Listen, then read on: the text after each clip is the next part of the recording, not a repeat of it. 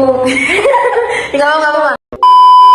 A few moments later. Assalamualaikum warahmatullahi wabarakatuh. Halo semuanya. Perkenalkan, nama saya Indah Paradina dengan NIM 123333026 dan teman saya Mita Kerin dengan NIM 123333089. Pada kesempatan kali ini, kami akan membahas sebuah jurnal yang berfokus pada pengembangan bahan bakar ramah lingkungan sebagai alternatif energi masa depan. Nah, di dalam jurnal ini menjelaskan bagaimana sih limbah biomasa seperti kayu dan sampah organik dapat dimanfaatkan untuk menghasilkan dua jenis bahan bakar alternatif, yaitu ada dimethyl ether atau DME dan metanol. Proses produksinya dimulai dengan mengubah biomasa menjadi gas sintetis atau syngas melalui proses gasifikasi. Selanjutnya, syngas tersebut diolah menjadi DME dan metanol dengan bantuan simulasi menggunakan software Aspen Plus. Nah, penelitian ini bertujuan untuk menghasilkan bahan bakar yang lebih bersih dan ramah lingkungan, sekaligus mengurangi ketergantungan terhadap bahan bakar fosil yang semakin terbatas. Melalui simulasi Aspen Plus ini, proses produksinya dapat dianalisis dan dioptimalkan sehingga menjadi lebih efisien dan berpotensi untuk diterapkan dalam skala industri. Nah, mari kita simak lebih lanjut mengenai tahapan proses dan hasil simulasi yang dibahas dalam jurnal ini. Selamat menyaksikan. Pertama-tama, kita buka Aspen Plus, lalu pilih Blank Simulation. Setelah itu, masukin komponennya. Ada karbon monoksida, karbon dioksida, hidrogen, metanol, dimethyl ether, dan water. Setelah masukin komponen, selanjutnya masuk ke metode. Nah, di metode itu kita pilih dengan metodenya SRK.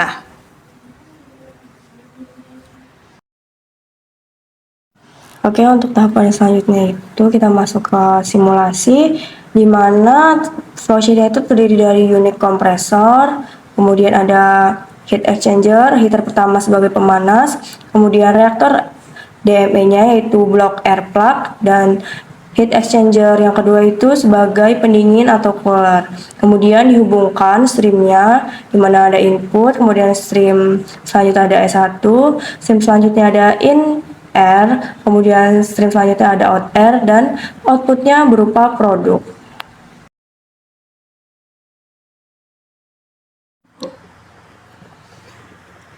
Oke, selanjutnya masuk ke inputnya. Yang pertama dengan penggunaan temperaturnya yaitu 25 derajat Celcius, pressure-nya 1 bar, dan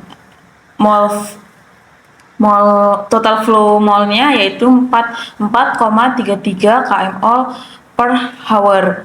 Selanjutnya komponennya menggunakan mol frac dengan CO-nya 0,25, CO2-nya 0,25, H2-nya 0,5 menjadi totalnya yaitu 1.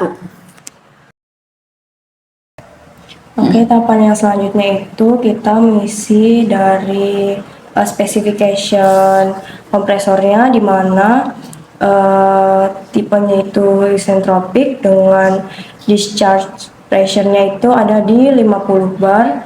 Kemudian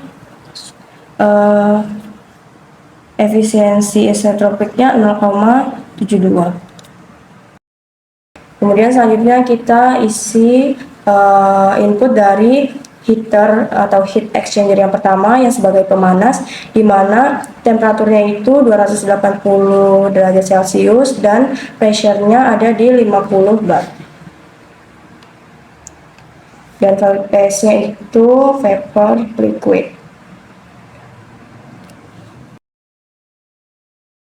Next kan dari heater yang pertama kita langsung masuk ke DME, yang mana sebelum mengisi DME ini kita harus mengisi dulu yang namanya reaction di all item pada pojok kiri.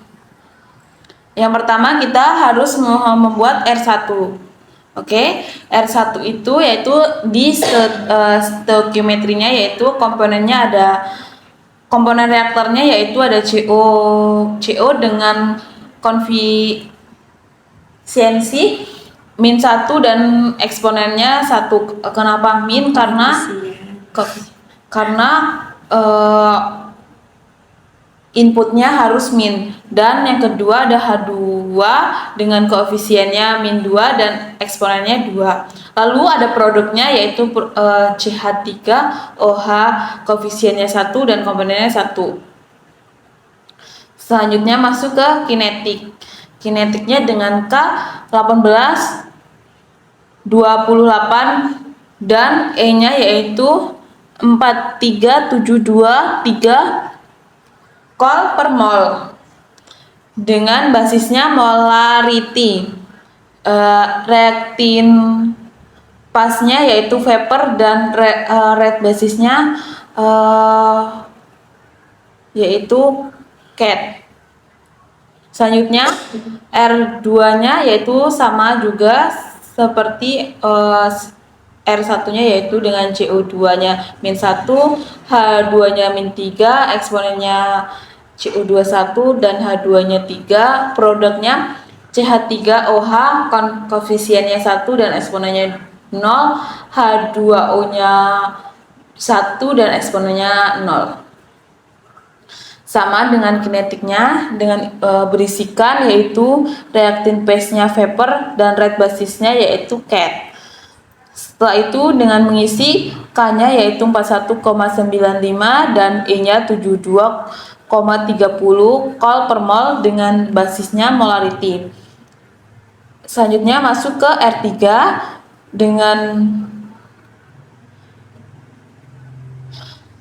stoichiometrinya yaitu komponen CH3OH dan koefisiennya yaitu min 2 eksponennya 2. Produknya DME atau DMAT, koefisiennya 1 dan H2O-nya 1.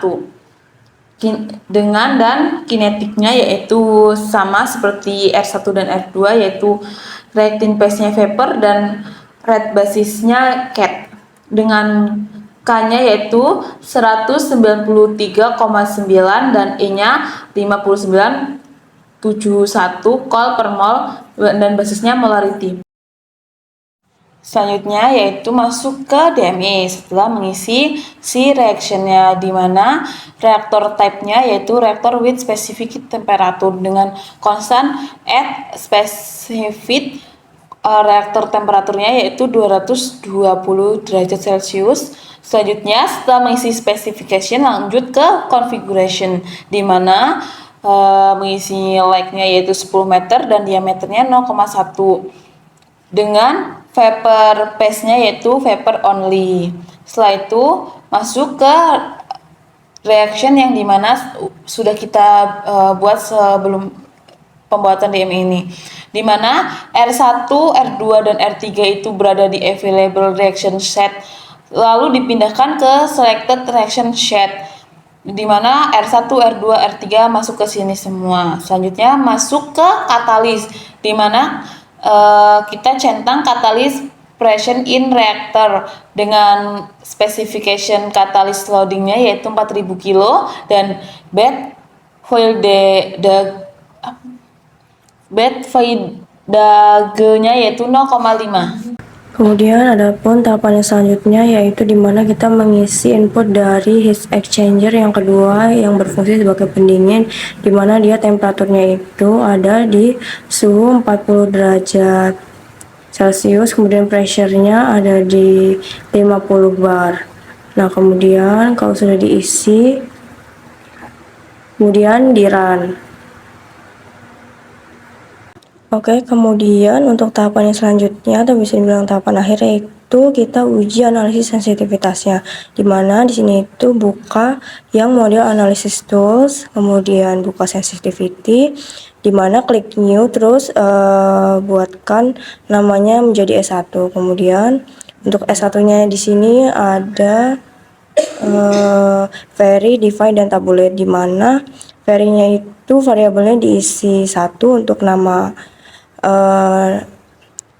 namanya tadi yang S1, kemudian tipenya di blok var, bloknya DME React, kemudian variabelnya ada di spectem, kemudian ID satunya itu diisi 1, kemudian unitnya Celsius, kemudian start point diisi 200, kemudian endpointnya 300, dan number of pointnya diisi 6. Kemudian setelah mengisi vary, lanjut ke bagian define, di mana kita memasukkan variabelnya itu. Yang pertama ada XCO. XCO ini tipenya stream var, streamnya ada outr, kemudian substreamnya mixed, kemudian variabelnya mole flow dan unitnya kmol per hour. Kemudian kita buat variabel lagi, yaitu ada XCO2, di mana dia type-nya stream var, streamnya outr, substreamnya mixed, kemudian variabelnya mole flow, kemudian unitnya ada kilomol per hour. Kemudian kita buat variabel selanjutnya, yaitu ada YDME, di mana referensinya isinya dari type-nya stream var, streamnya outr, substreamnya mix, kemudian variabelnya mole flow, kemudian unitnya ada kilomol per hour. Kemudian kita buat variabel yang terakhir, yaitu YMEOH atau metanol, yaitu type-nya stream var, streamnya outr, substreamnya mix, variabelnya mole flow, kemudian unitnya kilomol per hour. Dan jangan lupa untuk kategori di setiap variabel itu dikategorikan sebagai stream. Kemudian lanjut isi ke tabulate, di mana kita bisa klik fill variables. Nanti secara otomatis kolom nomor dan tabulate variable of expressionnya itu akan muncul seperti ini, sesuai yang sudah dimasukkan tadi. Kemudian bisa di run dan dilihat hasil sensitivitasnya di result. Nah, di result ini hasil dari suhunya itu pada simulasi itu menunjukkan produk relatif konstan pada rentan suhu 200 sampai 280 derajat. Namun terdapat penurunan kecil seiring dengan kenaikan suhu. Nah, perbedaan hasil dengan jurnal yang dikaji itu disebabkan oleh perbedaan model kinetik, di mana di dalam jurnal menggunakan LHHW penuh dengan absorption terms, sedangkan simulasi ini menggunakan power law yang lebih sederhana tanpa mempertimbangkan efek absorpsi katalis. Kemudian simplikasi parameter, di mana konstanta kinetik yang digunakan merupakan pendekatan karena keterbatasan model power law. Kemudian kemungkinan yang ketiga yaitu komposisi umpan, di mana perbedaan kecil dalam komposisi gas dapat mempengaruhi hasilnya secara signifikan. Kemudian adapun define variable, di mana sensitivity analysis menggunakan total mole flow, bukan yield spesifikasi per komponen, sehingga perbedaan antar komponen tidak terlihat jelas. Jadi kesimpulan dari hasil simulasi yang dikerjakan dengan yang di jurnal, meskipun nilai numeriknya berbeda, tren yang diamati tetap konsisten dengan paper atau jurnal, di mana yaitu semakin tinggi suhu, nilai flow produk semakin menurun, yang mengonfirmasi bahwa suhu rendah lebih menguntungkan untuk produk DME dan metanol dari syngas biomasa. Ya.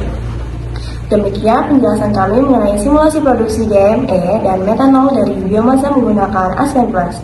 Semoga pemaparan ini dapat menambah wawasan mengenai pemanfaatan biomasa sebagai bahan bakar ramah lingkungan dan pentingnya simulasi proses dalam industri. Terima kasih. Terima kasih atas perhatiannya. Bye-bye. Thank you, everyone! Thank you, Elmar! Boom!